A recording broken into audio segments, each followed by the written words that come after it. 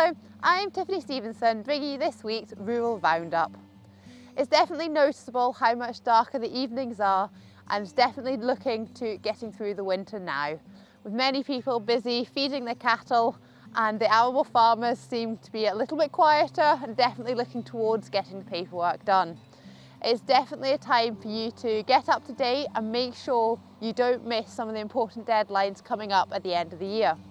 If you're wanting to apply for the Sheep Upland Support Scheme, I'm afraid the deadline has now passed. The deadline for applications for that was the 30th of November. If you're wanting to put in an application for the Scottish Suckler Beef Support Scheme, the deadline for applications is the 31st of December.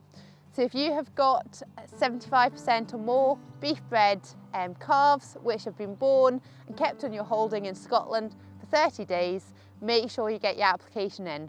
There's no limit to how many applications you can put in during the year. So if you've already put in a claim, you can put another one for any more calves that have been born. So make sure you get the application in by the 31st of December. Preparing for sustainable farming is another one where work has to be done by the 31st of December. So there's three options: carbon audits, soil sampling and animal health and welfare interventions. So for each of these, work needs to be done by the end of December, and then the claims can be made through until the end of February. So for your carbon audit, you will need to have this completed by the 31st of December, and when you go to make your claim, you'll need to have an invoice and proof of payment, for example, a bank statement. For soil sampling, you will need to make sure you have taken the soil samples and submitted them to your lab before the 31st of December. So there is still time to go out and walk some fields and get some soil sampling done. It's a great opportunity to then have a look at your nutrient budget for next year once you've got your soil analysis results back. So when you're claiming for your soil sampling, you will need to have a carbon audit from within the last 3 years. You will also need to provide an invoice and proof of payment as well when you put in your claim. Claims can be made through until the end of February.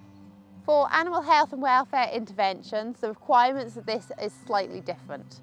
For this, you don't need a carbon audit. You're also not needing to provide invoices and proof of payments. Instead, you will need to have an expert advisor form.